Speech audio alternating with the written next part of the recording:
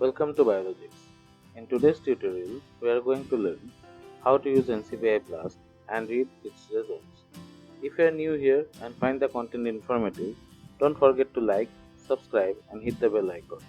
And if you want a video on how Blast algorithm works, do write it in the comment section and we can have a separate video for that. Let us first understand what is Blast and why it is used. Blast is an algorithm and program for comparing primary biological sequence informations, such as the amino acid sequence of proteins or the nucleotides of DNA or RNA sequences. BLAST performs local alignments, and this is particularly helpful when working with one or more functional domains occurring within a protein. The BLAST algorithm is tuned to find these domains or shorter stretches of sequence similarities. Moreover, the local alignment approach also means that an mRNA can be aligned with a piece of genomic DNA, as it is frequently required in genome assemblies and analysis. BLAST works by finding regions of local similarity between sequences and compares nucleotide or protein sequences to sequence databases, and it also calculates the statistical significance of the matches and displays a expect value or e-value that estimates how many matches would have occurred at a given score by chance, which can aid a user in judging how much confidence to have in an alignment. We'll again come back to this e-value later. Uses of BLAST. BLAST can be used for several functions. These include identifying species, locating domains, establishing phylogenies, DNA mapping, and comparisons. Identifying species. With the use of BLAST, we can correctly identify a species or find homologous species. This can be useful, for example, when we are working with a DNA sequence from an unknown species. Locating domains. When working with a protein sequence, we can run it in BLAST and to locate known domains within the sequence of interest. Establishing phylogeny. Using the results received through BLAST, we can create a phylogenetic tree using the BLAST web tool. However, phylogenies based on BLAST alone are less reliable than other purpose-built computational phylogenetic methods, so should only be relied upon for first-pass phylogenetic analysis. DNA mapping. When working with a known species and looking to sequence of a gene at an unknown location, BLAST can compare the chromosomal position of the sequence of interest to relevant sequences in the databases. Comparison. When working with genes, BLAST can locate common genes in two related species and can be used to map annotations from one organism to another. Therefore, BLAST has proven itself to be an important tool for studying functional and evolutionary relationships between sequences as well as to help identify members of gene families. The BLAST tool can be accessed from the NCBI homepage under the Popular Resources section. Clicking on it brings us to the landing page of the BLAST tool. Here we can see that the BLAST has three versions: the Web BLAST, the Standalone BLAST, and the Cloud-based BLAST. For this tutorial, we are using the Web BLAST. The Web BLAST comes in four different forms: the Nucleotide BLAST, BLASTX, T-BLASTN, and Protein BLAST. To search a nucleotide query against a nucleotide sequence database, we will use the Nucleotide BLAST.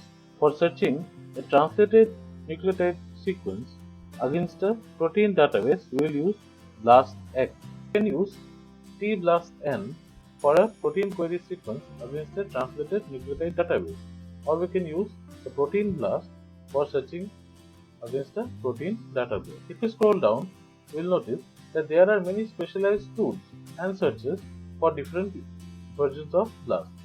For example, we can use the Primer BLAST for finding primers for our specific sequence. We can also use BLAST to align two sequences globally using Needleman-Wunsch algorithm. We can perform vector screen for contamination of vector sequences in a DNA, or we can use BLAST for performing a multiple alignment. For this tutorial, we have selected a nucleotide sequence and hence we will use the nucleotide BLAST. However, if you want to know the other BLAST, do write it in the comment section and we will make a separate video for each one of them. This is the BLAST tool page. Here you can see that it has a specific place for pasting our sequences. Just to perform a BLAST search, we need the query sequence in FASTA format or the accession number if the gene sequence is already published.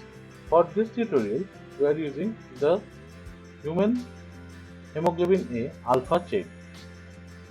You can see the sequence has already been formatted in the FASTA format. Let us select and copy the sequence and paste it into this search bar. Now, if you scroll down, you can see the different databases against which we can align our sequence. For example, here is the nucleotide non-redundant database, the express sequence tag, the whole genome shotgun contour, and high throughput genome sequences. Also search it against the protein database containing protein sequences. But since in this tutorial we are looking for how the BLAST search works and how to interpret the result, we are selecting the default nucleotide or NR database. In the organism field, if we enter a particular organism, we can exclude it from the search. For example, if we want that our sequence is of humans and we want to exclude humans from the search, then we can type Homo sapiens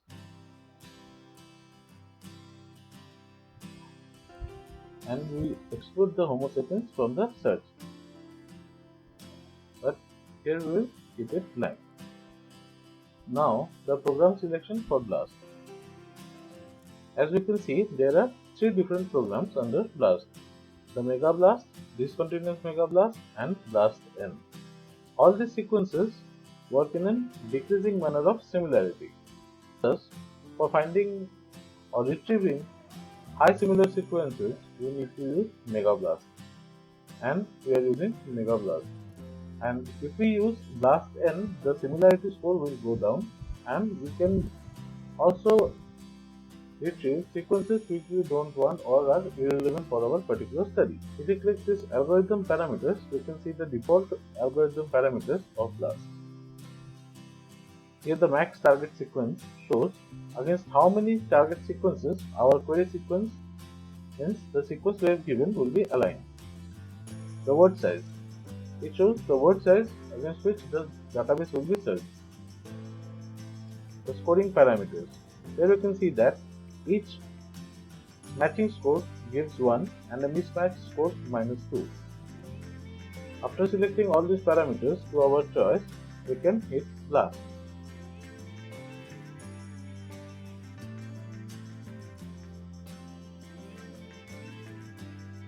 This is the BLAST result page, and we can see that here is result summary, and also it shows how to read this report, and there are some helpful videos. So if we click at the result summary, we can see that it shows search parameters, means the program we have selected, that is BLAST-N, our selected word size 28, our hit list size 100, and our scores, that is 1 for a match and -2 for a mismatch. And this number shows our query sequence was searched against this number of sequences. So if we remember this number or keep it in mind, it will help us to understand the E value better. In the result chain, you can see that our molecule type is DNA. Our query length, means our sequence which we searched, was 423 nucleotides, and the results are displayed in 4 different tabs: the description tab, graphic summary, alignments, and taxonomy. If we click the graphic summary, we can see that our query sequence was aligned with 100 different sequences, and each red bar here signifies extent of sequence similarity or the similarity regions. And if we scroll down, we can see some of the sequences are not similar or similar to a partial fragment of the sequence.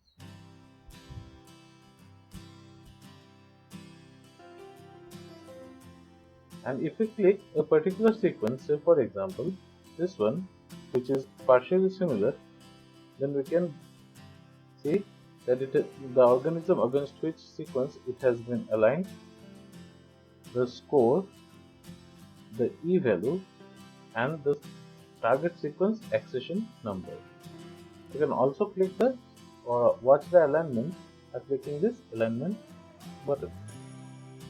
Now let us check the alignment tab. Here we can see this tab shows the alignment of our sequence against the subject sequence. The query sequence is the sequence that we gave, and the subject sequence is the retrieved sequence. Here it was first aligned to the human mRNA for hemoglobin alpha chain, and you can see that it has scored 782, e-value it has 0 gaps were added, and similarly for other sequences we can visualize the different alignment. But as the similarity goes down, we will see that the different parameters will change. Now let us see the description tab. In the description tab, you can see the total number of sequences against which our query sequence was aligned. As you can see here, these are all the sequences which were found to have some similarity to our sequences and are given or arranged according to their respective scores. So here we can see the max score. It shows the maximum alignment score. The total score of the alignment, the query coverage means how much of our query sequence resemble to the retrieved sequence or the sequence that are already present in the database. The e-value and the percentage identity means how much identical is our sequence to the target sequence. Now let us learn about this e-value which has been given in bold here. So actually the e-value or the expect value is a parameter that describes the number of hits one can expect to see by chance when searching a database of a particular size. Remember we had a database size of this much, so it shows the probability of getting a similar score and similar hit if we search our target sequence to a database of this many sequences, and thus it represents a probability score or a chance by which we can have or retrieve a sequence which is similar or can have similar alignment scores, and it decreases exponentially as the score of the match increases. Essentially, the e-value describes the random background noise. For example, an e-value of 1 assigned to a hit can be interpreted as that in a database of the current size, one might expect to see one match with a similar score simply by chance. The lower the e-value is or the closer it is to 0, the more significant is the match. However, we need to keep this in mind that virtually identical short alignments have relatively high e-value. This is because the calculation of the e-value takes into account the length of the query sequence. These high e-values make sense because shorter sequences have a higher probability of occurring in the database purely by chance. Say for example, our query length was 423 nucleotides.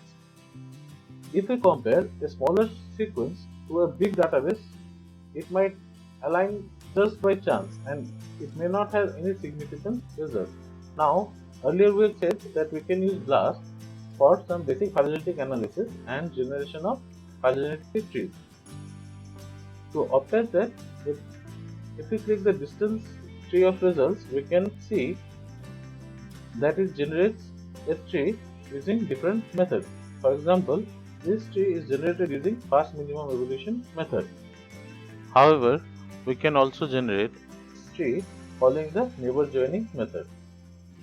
Let us produce a tree by selecting neighbor joining. So, this is the tree that is generated based on the alignment of our sequences along with the target sequence.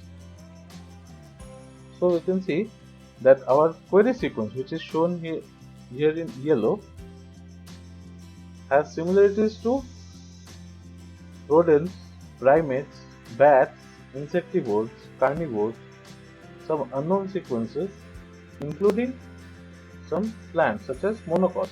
So it is evident that the sequence alignment or the tree generated from the alignment is not accurate. But as we have said, to obtain a tree with high accuracy, some different specific tools such as Phylip and Mega needs to be used. If you want a tutorial on how to use Phylip, do write it in the comment section. Thank you for watching. Hope you have liked this tutorial and learned how to use NCBI Blast for sequence searches. And don't forget to like and subscribe to our channel for more educational content and other e-learning materials. See you next time.